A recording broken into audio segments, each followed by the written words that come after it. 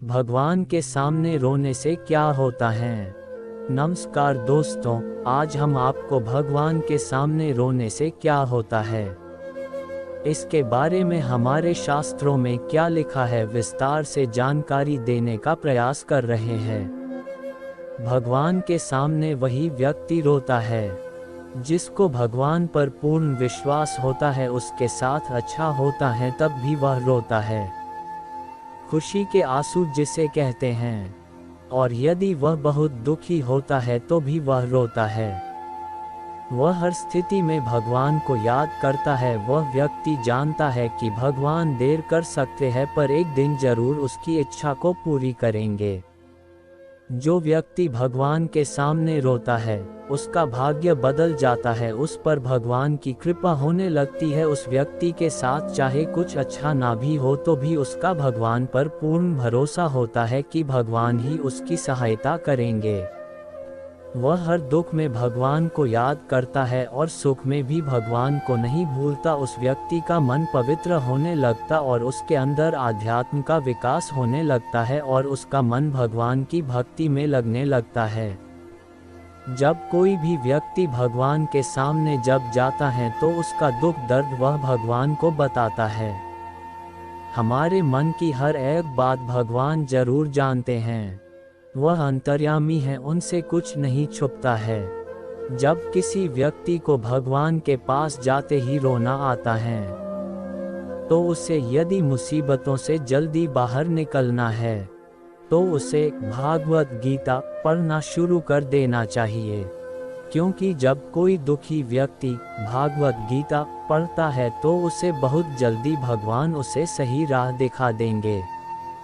अगर कोई विधि पूर्वक भागवत गीता पढ़ता है तो उसके जीवन में चमत्कार जरूर होता है। आप भगवान की स्तुति करें, वो आपके जीवन के बड़े से बड़े संकट को दूर कर देंगे। ओम नमो भगवते वासुदेवाय नमः। श्री राम जय जय राम। ओम नमः शिवाय। शांताकारं भुजगशयनं पद्मनाभं सुरेशं हि शांताकार भुजगशयन पद्मनाभ सुरेशं विश्वाधार गगन सदृशं मेघवर्ण शुभांगं लक्ष्मीकांतं कमलनयन योगिभिर्ध्यानगम्यं वंदे विष्णुं भवभयहर सर्वलोकैकनाथं। शांताकार, जिनकी आकृति अतिशय शांत है, वह जो धीर क्षीर गंभीर हैं, जो शांत स्वभाव के हैं। भुजग शयन, जो शेषनाग की शैया पर शयन किए हुए हैं, विराजमान हैं, जिनके साथ हमेशा शेषनाग रहता है। पद्मनाभ, जिनकी नाभि में कमल है और उस नाभि कमल से ब्रह्मा जी की उत्पत्ति हुई है। सुरेशम, जो देवताओं के भी ईश्वर और उनकी भगवान शिव भी भक्ति करते हैं। विश्वाधार, जो संपूर्ण जगत के आधार हैं। संपूर्ण विश्व जिनकी रचना है, संपूर्ण विश्व उनमें ही समाया हुआ है। गगन सदृशम, जो आकाश के सदृश सर्वत्र व्याप्त हैं, जो सभी जगह है। मेघवर्ण, नील मेघ के समान जिनका वर्ण है, जो नीले रंग के है। शुभांगम, अतिशय सुंदर जिनके संपूर्ण अंग हैं, जो अति मनभावन एवं सुंदर है, जो बहुत ही सुंदर है। लक्ष्मीकांतम, ऐसे लक्ष्मी के कांत, लक्ष्मीपति, जो भगवान माँ लक्ष्मी जी के स्वामी हैं। कमल नयन, कमल नेत्र, जिनके नयन कमल के समान सुंदर हैं, जिनके नेत्र बहुत सुंदर है। करुणामय है। योगिभिर्ध्यानगम्यम, योगिभिर्ध्यान गम्यम, जो योगियों द्वारा ध्यान करके प्राप्त किए जाते हैं। योगी जिनको प्राप्त करने के लिए हमेशा ध्यान मग्न रहते हैं। वंदे विष्णु, भगवान श्री विष्णु को मैं प्रणाम करता हूँ। ऐसे परम ब्रह्म श्री विष्णु को मेरा नमन है। भवभयहर, जो जन्म मरण रूप भय का नाश करने वाले हैं, जो सभी तरह के भय को नाश करने वाले हैं। सर्वलोकैकनाथम, जो संपूर्ण लोकों के स्वामी हैं, सभी चराचर जगत के ईश्वर हैं, जो सभी के पूर्वज है, इस जगत के पिता है। भगवान के सामने रोना चाहिए या नहीं? सनातन धर्म को मानने वाले प्रत्येक व्यक्ति का अंतिम लक्ष्य मोक्ष की प्राप्ति होता है। हर व्यक्ति चाहता है कि वह जीवित अवस्था में सारे सुख भोगे और मृत्यु के बाद उसे मोक्ष की प्राप्ति हो जाए। और भौतिक सुख प्राप्त करने के लिए भगवान से प्रार्थना करना प्रारंभ कर देता है।